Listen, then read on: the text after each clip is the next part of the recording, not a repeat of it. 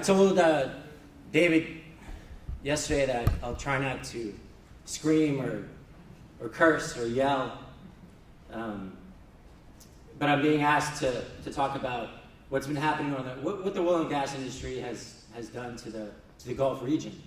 And as you heard, I'm born and raised. I got into this fight because of my experiences during Hurricane Katrina. I was in my second year of law school. I had security clearance to get into the city.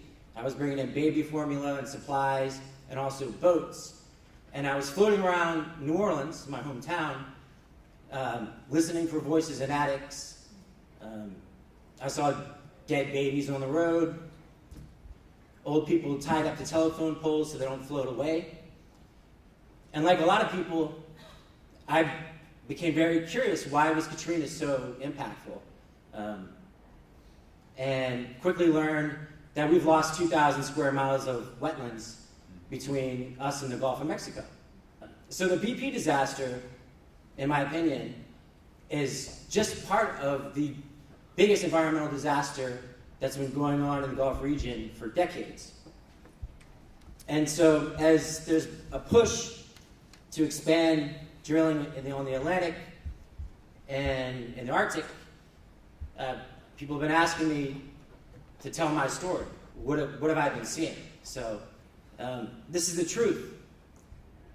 We've lost 2,000 square miles of land. At least 600, probably closer to half that is directly attributable to the oil and gas industry.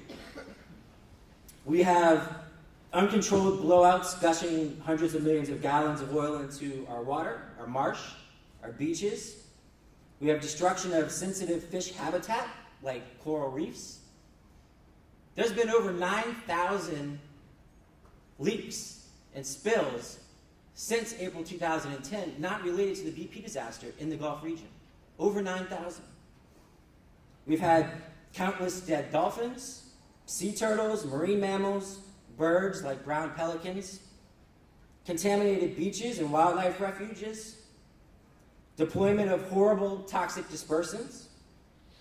Now, if you didn't know, they're dumping fracking chemicals in the Gulf of Mexico every day. Yes, they're fracking in the Gulf of Mexico. We have countless toxic waste pits all across the coast. Many of them are unlined. They're leaking. We have the contamination of our drinking water, our creeks, our rivers, our bayous that feed into the Gulf. We have oil train incidents, disasters, explosions. We have tens of thousands of abandoned, unmonitored wells, many of which are leaking. We've got explosions, killing and maiming workers. We've got toxic releases from refineries. We've got devastation of communities. We've got loss of entire cultures. We've got shrimp with no eyes. We've got fish with lesions and tumors.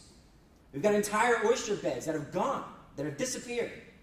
We've got destroyed family businesses. We've got destroyed families. We've got suicides. We have sick people. We have dead people. And we have dying cleanup workers. There's environmental injustice and there's environmental racism.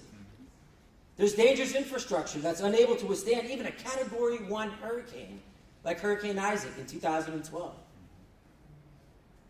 There's a sunken platform 11 miles off the coast of Louisiana that's been leaking since 2004. And nothing that the industry or the government has been able to do has stopped the leak 24 hours a day, 7 days a week, since 2004. I ask this question, what could be more patriotic than defending our homeland? Why does the industry control this narrative?